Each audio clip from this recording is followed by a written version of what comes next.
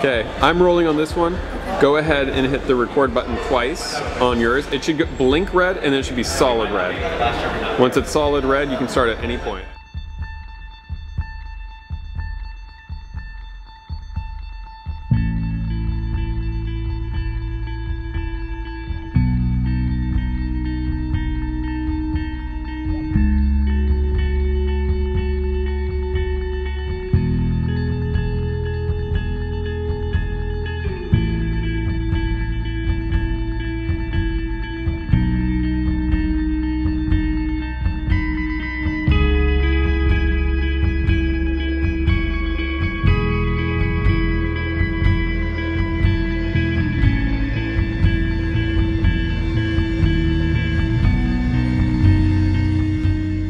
So it was interesting coming to Russia for the first time and realizing human orientation is actually a big part of the Russian culture, especially from relationships. The biggest aspect you notice is the fact that as a tourist, they don't treat you any differently than how you would be treated as one of them.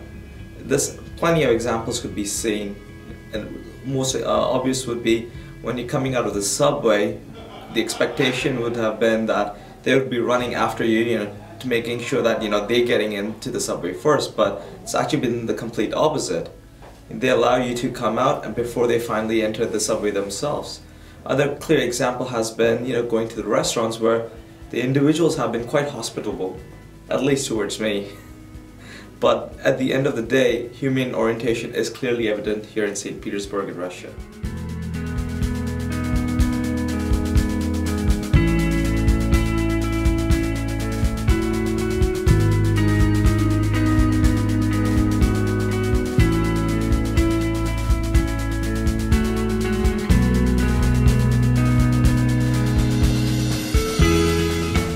In Russia, the dimension that resonates the most with me is performance orientation.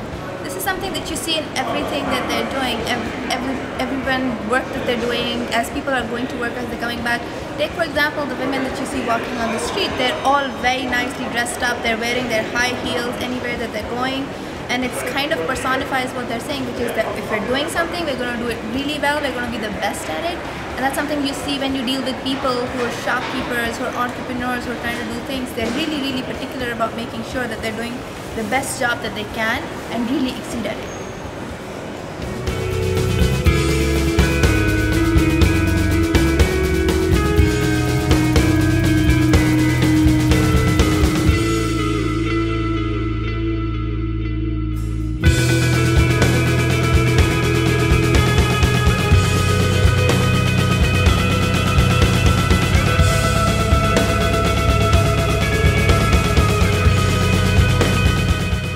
I'd probably go with performance orientation. I was really impressed with the level of detail and perfectionism that they put into so many of the buildings around St. Petersburg, particularly at the Peterhof, Catherine's Winter Palace, and at the Hermitage. It wasn't just the artwork that was actually really impressive, but more or less the buildings and the level of detail and gilding and skill that went into the manufacture and architecture of the building.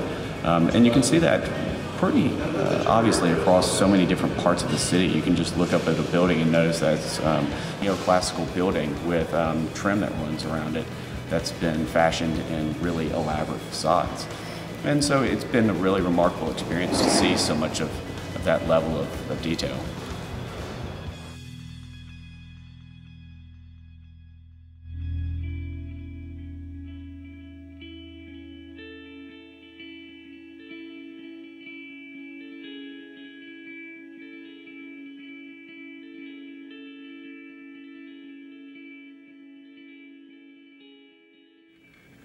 I fell in love with the people in St. Petersburg.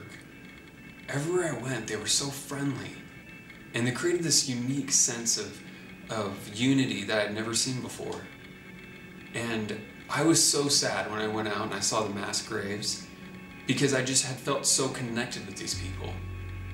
And I was so sad to see 500,000 people buried there who had died from starvation and other things. And I wanted to convey how sad I was, and I met this old woman, and she was just walking by herself, and she had sat down, and she seemed also to be kind of taken emotionally by the surroundings. And so I wrote on Google Translate and I just told her how sad I was and how sorry I was for the loss of her people. And she went like this, and she just tried to convey to me that she felt like what I was saying and she understood. And I think if there's one cultural dimension that really exemplified Russia for me, it would be in-group collectivism. If it wasn't for that connection, that strong sense of unity, I have no idea how they would have been able to pull through the times that they went through, how they would have been able to be resilient. I'm really impressed, and I really love the people of St. Petersburg.